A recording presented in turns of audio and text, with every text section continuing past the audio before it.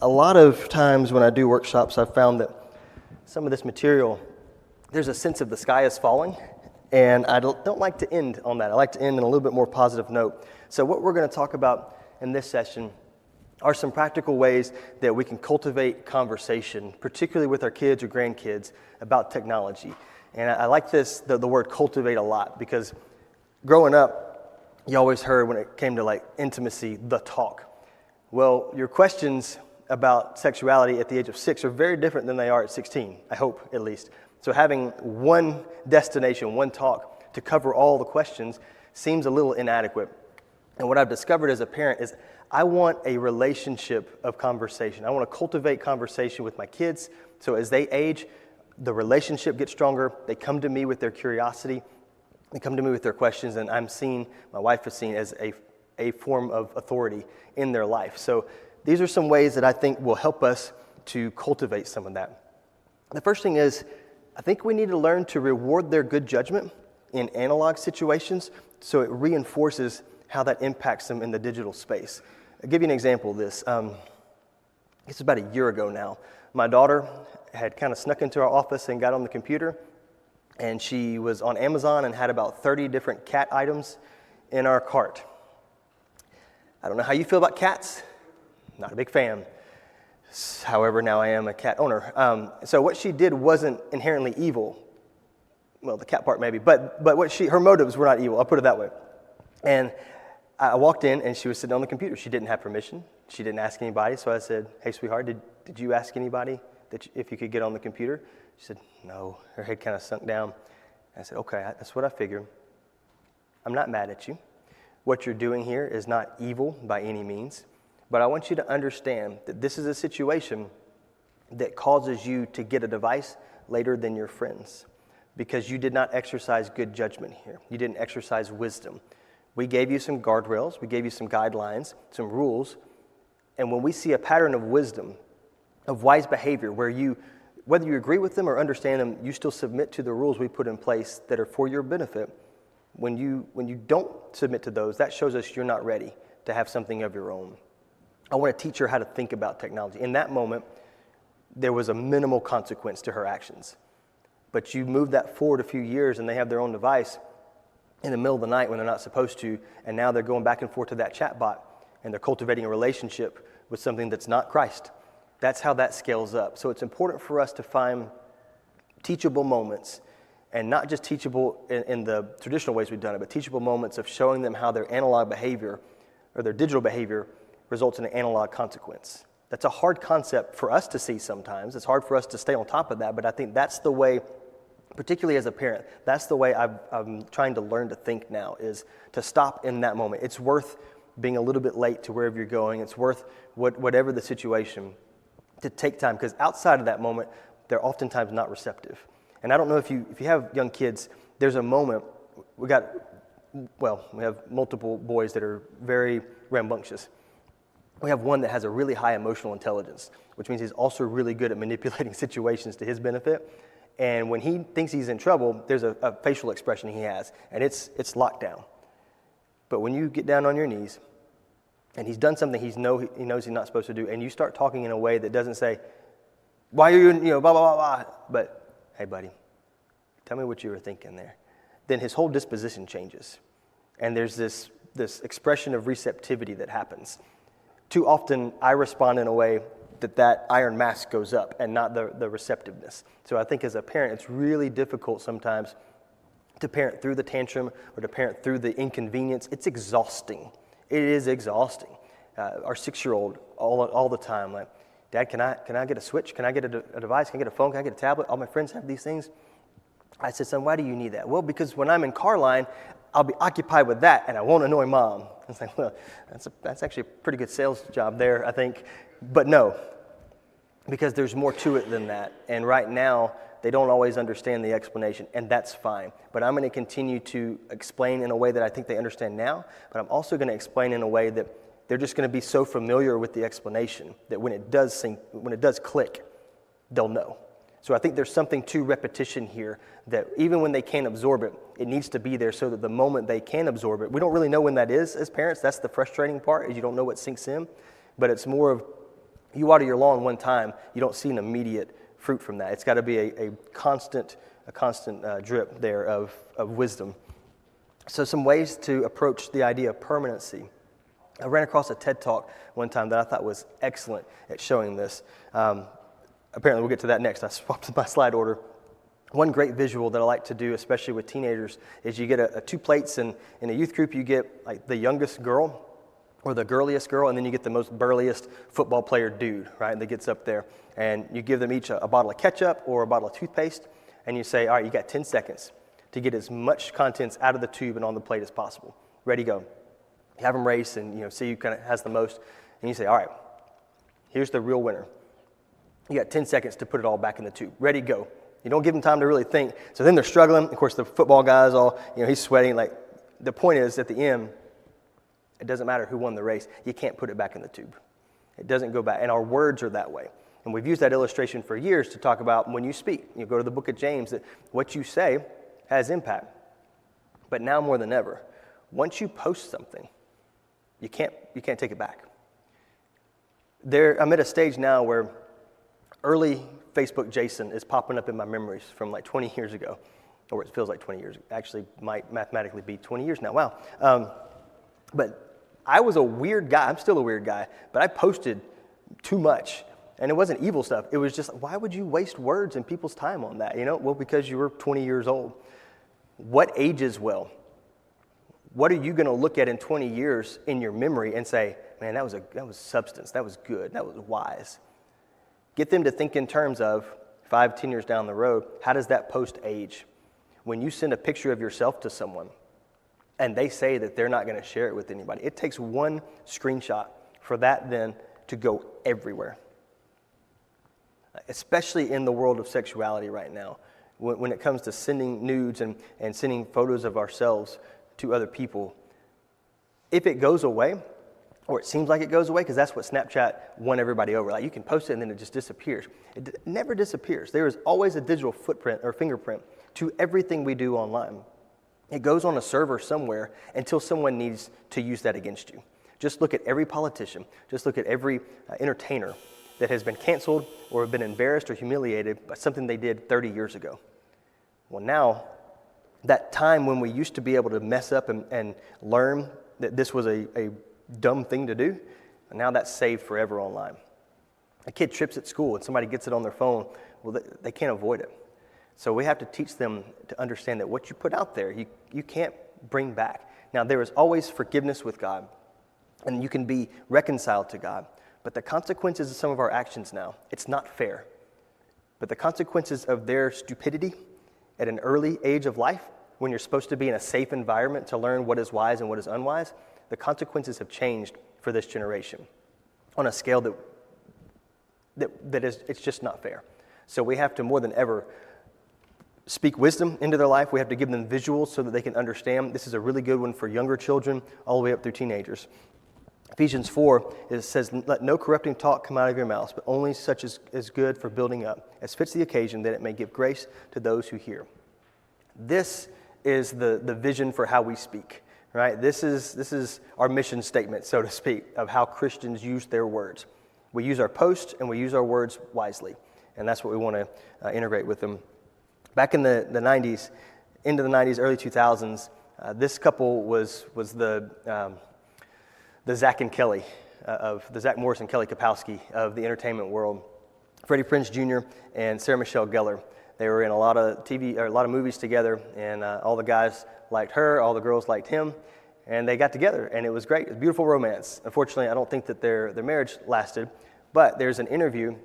If you have Instagram, there's an account called Wait Until 8th, and they've posted several celebrities and their really healthy takes on technology. Sarah Michelle Gellar was one of them. Somebody asked her, when do you kids have social media, or do you give your kids social media? And she said, this is someone who made their living in the entertainment world, right? That's how she's known. She said, I explained it to my kid this way. If you ask for a Paw Patrol face tattoo, and I said yes to that, I know that at some point, you're going to regret that. As a 4 and a 5-year-old, Paw Patrol anything sounds like the right move. But you walk into high school with a Paw Patrol face tattoo, and you're not going to walk out, at least not on your own power, because you're going to get beat up. I know you're going to regret that at some point. There are a lot of 80 and 90-year-old men that have really saggy barbed wire tattoos now that didn't age great because whatever era growing up, that was the tattoo to get. If I know you're going to regret it, why as a parent? How is that the responsible thing for me to do? And I thought that was a really good explanation. My kids understand Paw Patrol. And my kids that are out of the Paw Patrol phase understand now how much they loved it, but how much their tastes have changed. Again, their passions have changed. That's why our passions are not our identity. Our identity informs our passions. So that's another opportunity to kind of reinforce that. And I thought her explanation was pretty good. When it comes to what age for social media, I get that question a lot. To some degree, the courts are going to be, and the law of the land is going to start answering this question for us. What's a good age for your teenager to start driving? Well, the law says the minimum age for them to drive alone is 16. But they also have to read some books. They have to read a manual, and they have to take a test, and they have to have chaperoned time behind the wheel with a mentor there guiding them and talking with them. And they have to do this to a level that they pass a test for. That sounds pretty reasonable to me. Most common age right now for legislation is going to end up being around 16. I think that the age of social media as we have known it is pretty much over or is ending. Because if you notice in the last 5 years, you've got Snapchat, TikTok, Facebook, Instagram, maybe we'll throw Twitter in there, never will it be X. Be Real jumped up there in popularity, but nothing like those other 5. Those have been the 5 major players for a significant amount of time. And kudos to Zuckerberg, because even last year, the number one most populated social media app is still Facebook. So they've managed to stay relevant. There's not a ton of new innovation outside of those 5 apps in terms of social media. The innovation has come within those apps, and they've adapted, they've stolen from each other. That's what Zuckerberg did. He found, stories are doing good, we're going to add stories. Reels are going to do, we're going to add reels. Advertisements, we're going to add advertisements. So I know it's typically an older platform now as far as the population on it, but it's still massive in influence. Our church is on Facebook because we get really good engagement from people. We're on YouTube because we get people that don't know us. It's the second largest search engine on the planet. Well, that's a good place for us to be for people that are asking questions. But where I was going with that is what you've seen in those apps is more integrated AI. And I think AI is changing the direction of all of this. So traditional social media, I think is changing, and what we've seen we won't see again. Also, because legislation is coming state by state gradually, you don't have any access until 16 years old. Jonathan Haidt's book, The Anxious Generation, has been a key player in that over the last 2 years. He's been in Oprah Winfrey's home. He's been on her podcast. He's been in multiple celebrities' homes for book readings. He's been before Congress. He has become kind of the leading voice, I would say, in research for this digital age. He's also been in depositions with a friend of mine who is a lawyer, and apparently a very good lawyer. He is lead counsel right now for one of the big lawsuits against Meta and TikTok and Snapchat. They're going to win, I believe. They're not suing them over the content that they've posted on these platforms because they didn't post them. They just hosted them. And constitutionally, right now, you can't be successful in suing those companies. People have tried and failed miserably. What they are going to be successful at doing is they have found internal memos, they have found research and data that clearly indicates that these companies understood the harms that they were causing, and yet they still targeted adolescents. Very much like the big tobacco playbook. They knew for 30 years that it was killing people, but they marketed it in a way. You think about Camel cigarettes. A cigarette company used a cartoon camel as their mascot. Why? Well, that's not for the 60-year-old in the room. That's for the child, because if you get them early, then you get them for life. And social media has done much the same. And so it's really exciting. He's a member of the church out of Montgomery, and I think he's going to be wildly successful. But he's been in depositions with Jonathan Haidt, Gene Twenge, and some of these other researchers and specialists. So the apps are changing it. They're going to have to adapt, and they are. If you can go to AI and you can get all the validation you need, it's basically all of your friends in one interface. The danger of ChatGPT to me is the interface more than anything. The fact that it's conversational makes it human-like. There's this transhumanism idea that comes out where, because of AI and robots, that we're gonna blur the lines between human and technology, and there's some validity to that. Like, we're there. It's not quite the Skynet active, but it's close, and there will never be sentience among AI because there's no soul involved. But the danger of AI technology is that it's so conversational and it will become increasingly accurate at mimicking human emotions and communicating it so that it sounds like a human, so that folks that didn't grow up with an analog life, that's all they know. Normal doesn't mean good. Normal describes frequency. And so if their normal growing up was this computer-generated interface, then that's what they think is good, because that's what they've had the most consistent in their lives. So I think when it comes to social media in particular, a driver's license approach makes sense. There's an incremental amount of freedom given. You also, I think, require some reading. We already said that quote. Here are 4 books that I would recommend. And I've got a QR code at the end of this with a book list and a YouTube playlist, and I'll explain that a little bit more later. Screens and Teens, Raising Humans in a Digital World. Analog Christian, I really like that one. His subtitle there is Cultivating Contentment, Resilience, and Wisdom in the Digital Age, and Glow Kids. These books are now a little bit dated. They're like all 3 or 4 years old, but there's some really good stuff in here. TechWise Family is another good one. But why not have your kid read some of this research? When I talk to teenagers, it's similar content, the substance, but the presentation is very different. And I try to start from a place of advocacy, not as a dad that says, oh, technology is wrong, young people. That's not valid, because to them, it's a huge part of their life the same way the car keys were to me. So I try to start with the question of, why do you think adults get so spun up about technology? Well, you read books like this, and they'll answer that for them. So you have them read it, and you talk about it, and you discuss it. The same way you would have them read the driver's manual, and you quiz them before they go and take the test, the written test. I think that approach is very simple, and it works. It's worked for generations now with driving. Why not apply it to social media? Technology is powerful, and so we want to cultivate a pattern of wisdom, but we also want to give incremental freedom. When it comes to talking about screen time, this is the TED Talk I was referencing earlier. Permanency and just like, we have a limited time here on earth. And it's not always what they're watching on these devices, it's the amount of time that you give your attention to something. What has your attention has your hearts. This is a graph that shows an 18-year-old's remaining life on earth with a 90-year expectancy. One row of little circles there represents 3 years of life. So if you break that down, this is based off of a time use survey from a couple of years ago, so it's a little bit, it's not quite as accurate as it was 2 years ago. The top part there in purple is the amount of time you spend asleep. In green is the amount of time you spend in work and at school. That orange row there is the amount of time you spend driving, that's about 18 months. The amount of time you spend cooking and eating, 36 months, that's the red line. And the yellow line, the amount of times you spend running errands and doing chores. And then the blue line represents 27 months of how long you're going to spend in the bathroom and hygiene. For some of us, that may be a little bit more. Some of us, maybe a little less. But now you're left with about 334 months of free time to figure out how you're going to spend your time. So if you break that down according to the average screen time at this point, I think, was around 6 or 7 hours.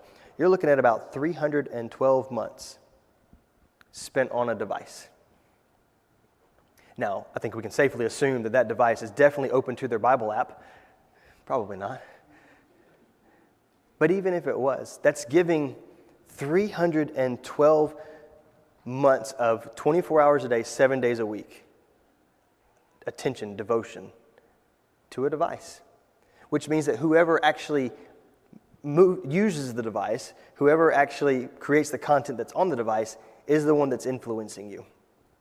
The thing about influence, it's kind of like being at the beach. When you get out on the water and you're jumping around, you look up 10 minutes after 10 minutes and you've moved a half a mile down. You don't realize it. It's a very strong current, but it's a very subtle feeling. That's what happens here. There is not a single algorithm on the planet that is neutral. If you ever hear somebody say that, they're just wrong. Because it has a code somewhere, and there was an architect of that code somewhere, and it has a leaning somewhere along the way. The problem is we don't really know where it comes from, where it's leaning. That's the challenge. And so if we give 312 months of our life, that's a third of our life, to a device. Well, you're saying, take me where you want me to go. You're standing in the current without a paddle and without a rudder, rotator cuff, maybe? I don't know. Anyway, swimming jokes are not my thing. My point here is, We got to think about it. We got to understand life is but a vapor. James 4:14, you do not know what tomorrow will bring. What is your life? For you are a mist that appears for a little time and then vanishes. This verse became very real to me in a very sobering way about a year and a half ago. Every other week, we go to lunch after church on Sundays with my wife's family or with my family, my parents. And this was a Sunday for my parents. And I drove up to my parents' house. My brother met me at the door. He had this very stoic look on his face, and he's a very playful guy. So it was kind of a weird, I knew something was off. He said, Mom just is on the phone. Aunt Lori died. Aunt Lori is my mom's youngest sister, basically her baby. She kind of helped raise her in a big way. Best friend in the world, best friend. The youngest of 4 siblings, the baby. Oh man, like car accident? He said, no, we don't really know. Well, that didn't make, car accident, you can kind of make some sense of that. Come to find out, she had some underlying health issues we didn't quite know the severity of. It was New Year's Eve. They have a house in Roswell, Georgia, and a farm in North Carolina. And she drove up to the farm. Her husband stayed in Roswell for work. And she basically laid down that night when she got to the farm, and she didn't wake up. There was some pressure that built up on her heart and essentially just squeezed it to where it stopped beating. It doesn't make sense to me. It still doesn't make sense at all. She was the youngest, like why did the baby pass away? My grandmother passed away about 5 or 6 months right before that. She had some health issues that made a little bit more sense. Very sad, miss her, but it made sense. This didn't make sense. We have no idea what kind of time we have here on earth. Why in the world would we spend it staring at a piece of glass? Man, there's so much more that this life has to offer with other people. So this is a real world lesson that we need to show them. And this is where I feel like I am maybe the most guilty. I got plenty of guilt. This is a big one. How much time have I wasted staring at my phone versus even just looking in the eyes of my children? There's data now that shows infants and newborns, eye contact actually makes a difference. They can't quite make out all of it, but they understand there's a connection that happens there. When we're talking and you're staring at your phone, that means that there's something else over there that's more important than me. It communicates value. And when we're answering those 3 questions, identity, community, purpose, eye contact makes a big difference. How we spend our time is huge. It's important. And this is the most fundamental question, both for us and for our kids, I think, is what is your purpose for technology? You want a new phone? Great. What for? Or turn it back on them, their favorite word. Why? But why? Why? Because God said so. Get out. That's how ours usually end. And at the time, they actually, okay, that makes sense. Like, good. But tell them why. Why do you want this? How does this, goes back to those contentment questions. How does this cultivate the fruit of the Spirit in your life? How are you a better Christian? How are you a better influence for the kingdom with this device, this piece of technology? That's a really good question for us to ask our families whenever we make a decision. Why are we going to go on this trip? Why are we going to put this device in this part of the house? Why? Why is a good question? Because it gets back to the fundamental purpose.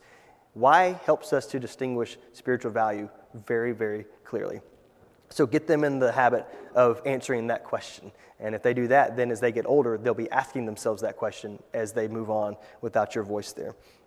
How does this app or device cultivate the fruit of the Spirit? As I just said, that's a great question. That if we're becoming more like Christ and we have that list of attributes that happens when you walk in step with the Spirit, as Paul says there in Galatians, then this is what you look like. This is what your life looks like. Well, how does this decision help us get to the goal that we're really after? Why do we talk about technology? Well, we talk about it because it's a fundamental part of our life. We talked about the light bulb changed the average night's sleep from 11 hours to 7 hours a night in our country. That's a huge shift. That changes actual living. We talk about technology because it impacts how we live our daily lives. It amplifies what's in our hearts, and our brains are connected intimately to our hearts. And so we talk about it early, we talk about it often, and we talk about it in spiritual terms. So how do we talk about it? Well, I think learn about your body. Brain plasticity. God is remarkably creative. That's what our kids are learning about, the creativity of the Creator. He created our brains to learn. This neuroplasticity is the ability for your brain to learn new things. Old dogs can learn new tricks, right? The ability of your brain to change through growth and reorganization, when the brain is rewired to function in some way that differs from how it previously functioned. The ability to learn, essentially. So when you talk to your children, explain to them why you get certain privileges and certain responsibilities at certain ages. Because mentally, you learn to function differently. You learn how to think and learn how to learn. The prefrontal cortex, that front part of your brain, this seems like a horrible joke, but it fully develops around your mid-20s. And I'm thinking that that's actually later 20s these days. So the time when you have the most freedom to do the most ridiculous stuff, you can't really rationalize wisely. You don't have the cognitive function just yet. And now we put a camera phone with every dumb idea in college. Like, that's how YouTube started, right? So the part of your brain that's responsible for planning, decision-making, working memory, personality expression, moderating social behavior, and controlling certain aspects of speech and language. The part of your brain that learns to think, that says, hey, my friends are jumping off a bridge. That might not be a good idea. That part doesn't fully develop until they're in the mid-20s. So why then would I give you the most powerful technology we've ever seen on the planet without any rules or regulations when I know physically it's not even your fault? You can't think properly. That's not an insult. It's just a scientific fact. This is how Scripture and science go hand in hand. That's why God talks over and over again about wise counsel, having people in your life to help guide you, because there are things that we don't know what we don't know, and our kids don't know what they don't know. So teaching them about their brain. This is a great illustration that I love. If you take them on a hike, and they walk through the woods, and they get off the trail, and they turn around and they look back, there's no evidence that we went walking through the woods there, because we just took one path. But if we walk that trail back and forth every single day, eventually it looks like a well-worn path. The illustration I used yesterday was, if you have a dog, you know what I'm talking about. You also have a warning track in your backyard along the fence. At the house I grew up in, there's probably still just dirt. I don't think green things can grow there anymore, because every day he's running back and forth. That's the way our brains work. The synapses that fire off together, they create these neurological pathways in our brain.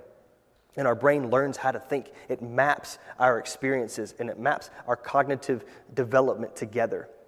So the experience we have and the instruction we receive work together to create how we think. This is how a worldview happens on a physiological level.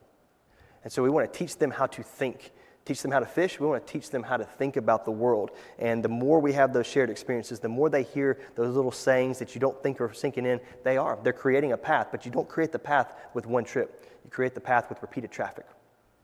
And so we teach them about their brains, and specifically that leads into teaching them about sexuality. And those of you that weren't here yesterday, we did a little bit more of a deep dive into sexual intimacy and what happens in our brains when oxytocin is released after a 6-second kiss or a 20-second hug.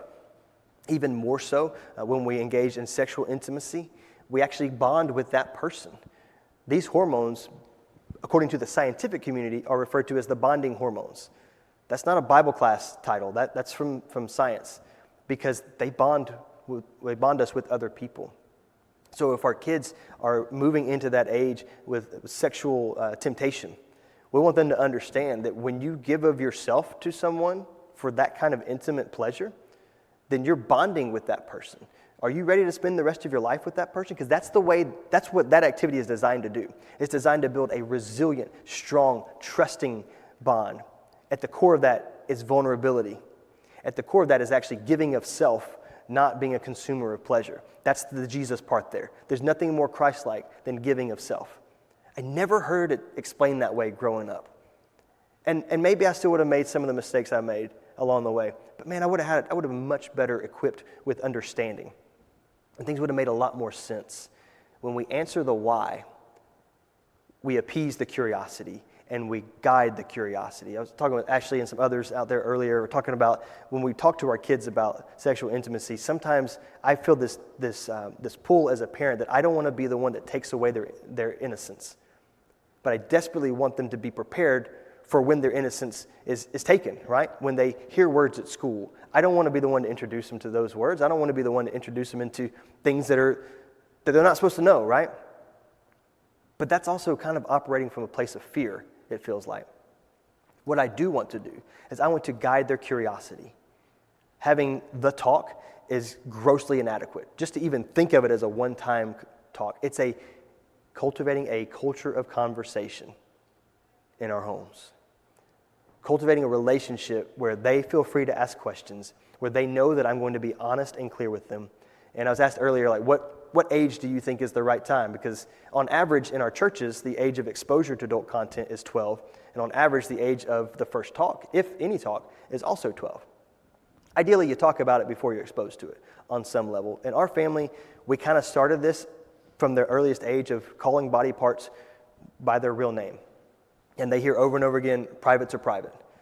And as they continue to get older, the first time I actually had a conversation with my daughter was I was preparing to give a workshop. And I was transferring my PowerPoint over to the AV booth, and my daughter was there, and she looked up and said, "Hey, Dad, what's sex?"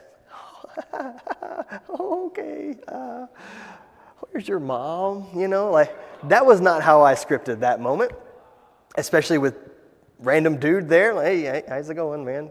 Thanks, Charles, you know, whatever. I was like, well, okay, you're about to go to class. Let's talk about that in a little bit, which I hate doing that, but she didn't press me on it, which is very unusual and very grateful for that. We got in the car, ready to go home, and the whole time, like, for the rest of the night, I'm just like, I'm sweating. I'm trying to, like, concentrate on material, but I'm like, oh, man, how am I not prepared for this? Like, and then we get in the car, and I'm praying. I'm like, God, I got to bring it back up. I assumed she would immediately, but she didn't. She's very curious. She's wonderful. I said, well, hey, you remember that question, that word you asked me about? She's like, no. I'm like, oh, good. Okay, well, it was sex, you know, and we went into a conversation. She's got 3 brothers, so she notices some differences in their physiology, right, their physical makeup. And I said, you know those parts that are different? As you get older, when you fall in love with a man and he becomes your husband and you become his wife, the way God designed our bodies, I know they look different now, but they actually fit together. And that's by God's design. And she said, oh, that's weird. Yes, it is, sweetheart. Yes, it is. And until you're 45, I want you to believe that. Boys are icky. Didn't quite explain it that way. But that was her natural response. And I'm good with that. Because right now, that's a good response. As she gets older, she'll become more curious. And at that point, her mom will take over with the discussion. I actually think that it's really good that I had that conversation with her out of the gate. I wasn't prepared in that moment, but I was equipped. And I eventually was willing. It was a little bit uncomfortable. But the first time you talk to a stranger, sometimes that's uncomfortable. But eventually they have the potential to be your best friend. The first time you talk to that guy or girl, there may be some uncomfortableness, but eventually they become your husband or wife, right? So again, discomfort doesn't guide our decision making. Discomfort it's fine. It just is what it is. That's not an excuse for anything. It doesn't stop us from doing what's right. Like we tell our kids, it's okay to be scared sometimes because things are scary. But it's never okay to let fear keep us from doing the right thing. And this is the right thing.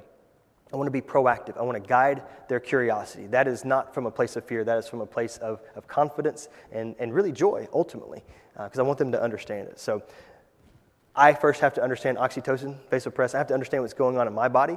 There's some books that are on that list that I would highly recommend. One book in particular called Hooked.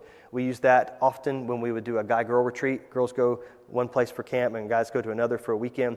And we talk about these kinds of things in youth ministry. And we were very open with our parents. And most of the chaperones on that trip, outside of the 2 youth ministers, were parents. And we let them know exactly what we're going to tell them. And for a lot of kids, that's the first and almost only time that they have heard some of that information. That's not good. That's not good. We want them to be informed. Let's talk about artificial intelligence for just a few minutes. We got just a couple minutes before the kids come in. AI is super powerful, and I did this class at Madison 2 years ago, and we did a class on artificial intelligence, and I had about half the class that said, oh, that's interesting, and the other half of the class said, why in the world are we talking AI in a Bible class? Fast forward 2 years, and I think the logic is there. I think AI is super helpful. I grew up with feltboard Jesus, right? You had the feltboard flannel graph, and you had Jesus in the beautiful flowing brown hair, blue sash, white toga, like great, right? Little precious moments kind of thing. But it was a visual way to teach some of the scenes from the Bible, what they might have looked like. This is the flannelgraph teaching method of the 21st century. When our preaching ministers last year, or a little over a year ago, wanted to do a series on the kings and judges, we kind of kicked around some ideas. How do we help communicate this to our kids? And I'd had an idea for a while. I wanted to do trading cards for kids to get to know the ministers and elders and church leaders and all, and I just never did it. there's a friend of mine, my wife's cousin, who's a great artist. He goes to church with us. And we were talking one day. I was like, man, I want you to illustrate these. I think that'd be awesome. He said, that sounds great. He kind of worked on it, sketched out some ideas. He said, man, I cannot do the volume of this at the pace that we need them. And I jokingly said, we should use AI. Because at this point, it wasn't really super common. So he started playing around with Midjourney and came back the next week and said, hey, I think there's something there. So over the course of that series, we put together these trading cards of the kings and judges that were preached on. I used ChatGPT to help me refine the information down here, because if you have to summarize the life of David in 82 words or less, that's actually more difficult than you might think. After I would type in my prompt, I would then check it, make sure it's biblically accurate, make sure that it fits in the space. We have our church little logo here at the top. I brought the image that was generated into Facebook or into Photoshop. We put Madison Church of Christ here on the edge. Then, after every sermon, if you wanted a card, you had to find an elder. And we gave our elders little lanyards that said shepherd so that our kids knew who to identify. And they would have to go up to them and they would have to tell them at least one fact about the sermon, about the person that we taught. And then for 12 or 13 weeks, they had an interaction with their elders that probably didn't happen with regularity. My father-in-law is an elder, and one of the things he said is, I loved talking with the kids, but the greatest value for me was when there's a kid, there's a parent nearby. And so I had conversations with families week in and week out that I didn't normally get the opportunity or take the opportunity to talk with. To me, the cards are cool, but this cost us, we printed at our local print shop, and they're pretty thin. They're about like a little bit bigger than a business card. So it cost us about $40 at the time to print 500 at a time. Pennies on the dollar. Like, for the value, unbelievable. Our kids loved them. Our parents loved them. Our ladies really liked Ehud, and we had to kind of slow down on that one. He's a very handsome fella. As it turns out, we don't know what they really look like, but I'm pretty sure Jesus didn't look like flannelgraph Jesus either. But what the value here, it's cardboard and ink. The value was the interaction, an intergenerational act. Like, in my mind, the way this scales up, my hope and prayer, is that elder that talked to there's one instance in particular, one elder that this boy came up and he was super intimidated to begin. He didn't talk to him the first week. He said, hey buddy, who we talk about today? Okay, well, what's your name? Well, here's a card anyway. The next week, kid came up, who do we talk about? Still shy. What's your name? I'm Johnny. Here you go, Johnny. The next week, Johnny comes running around the corner. Today we talked about Samson. He lit the foxes on fire, tied their tails. It was great, like there was a relationship and a bond that formed. Ideally, a few years down the road, when little Johnny's up to bat, he hears a voice saying, let's go, Johnny, you can do it, man, you can do it. Because that elder shows up at his baseball game. And a few years later, when he's walking across the stage getting his diploma, he looks out and there's his family, and right there is that elder cheering for him. A few years later, maybe he gets married, and that elder is the one performing the ceremony. We created an opportunity for an intergenerational connection. That's a no-brainer. That's a really simple concept that we looked around and said, how did we miss this for so long? Cardboard and ink has power when God's in the midst of it. So AI helped us do this. I go back to those two challenges as the kids are making their way in.